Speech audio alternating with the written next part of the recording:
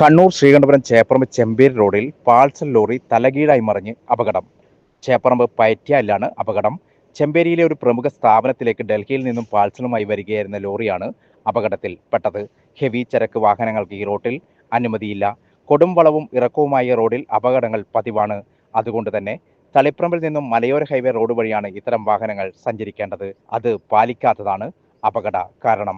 വെള്ളിയാഴ്ച രാവിലെ 7 മണിയോടെ നടന്ന അപകടത്തിൽ അന്യസംസ്ഥാനക്കാരനായ ഡ്രൈവർക്ക് സാരമായി പരിക്കേറ്റു. ഇയാളെ പരിയാരം മെഡിക്കൽ കോളേജിൽ പ്രവേശിപ്പിച്ചു. തളിപ്പറമ്പിൽ നിന്നും ഫയർഫോഴ്സ് സ്ഥലത്ത് എത്തി.